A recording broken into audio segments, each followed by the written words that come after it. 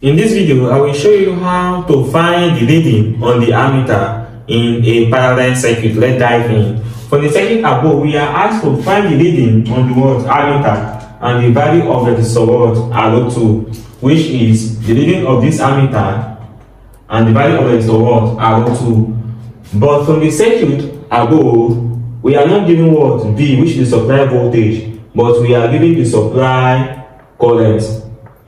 And how can we be able to find the reading on the ammeter when the supply voltage is not given? Remember, in a parallel circuit, voltage is the same throughout, but current differs.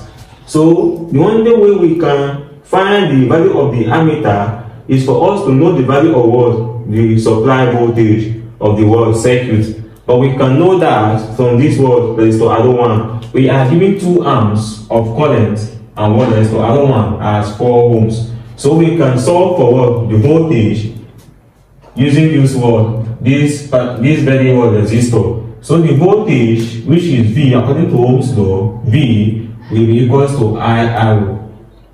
And we are given the current as 2 amps multiplied by the resistance value of R1 is 4 ohms. So 2 times 4 is 8. It's 8 volts. So that is the value of the entire circuit voltage. So now that we have solved for the value of the entire voltage, we can now find the ammeter reading using Ohm's law. Using Ohm's law, the ammeter reading, which is IA, the ammeter reading will now equals to V over R, which is R3. Since we know the value of the supply voltage, which is V, has 8 ohms, 8 volts, 8, and the value of the R3 is 2 ohms. So 8 divided by 2 will give us 4 amps. So the ammeter reading is 4 amps. And also we were asked to find the value of R02. But for us to know the value of resistor R02, which is R02 using Ohm's law, will equals to V over I2. We know the value of voltage, but we don't know I2. So we must first of all solve for the value of I2, so that we can now substitute the value of I2 into this equation.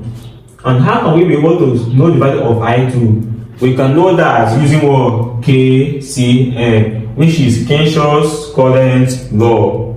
Kirchhoff's current law, which states that the total current entering a junction is equals to the total current leaving the junction, which means this is a junction, this point is a junction, and this is the supply current that is entering the junction. So this supply current that is entering the junction is equals to the sum of the current leaving the junction, which means these 2 amps is leaving the junction from this arrow, and also this resistor R2, the current that will flow here is I2, is leaving the junction, and also this man, which is I, the ammeter reading, is also leaving the junction. So by using KCL, the current that is entering the junction, which is 10 amps, is equal to the sum of currents leaving the junction, which is 2 amps plus I2, which we don't know,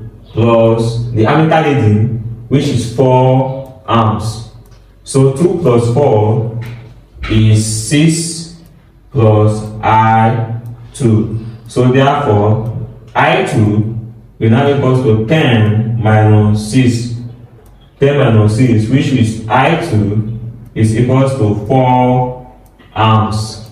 So that is the reading of this current. So since we have gotten the value of current here, we can now use Ohm's law to find the value of R02, which is R02 using Ohm's law will now equals to V over I2, which we just calculated as 4 amps. So R02 will now equals to the circuit voltage is 8 volts.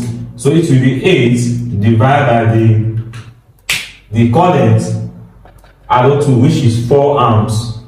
which is 4. So 8 divided by 4, 8 divided by 4 is 2 ohms. So therefore, the ammeter reading is equal to what?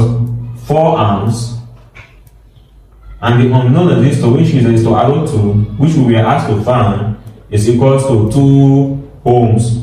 So that is the answer. So that is how to find the reading on the ammeter in a parallel circuit. If my explanation was helpful, do well to like this video and hit the subscribe button, and also turn on the notification bell so that whenever I upload a simplified video like this, you will be notified. Also leave a comment in the comment section if my explanation was helpful.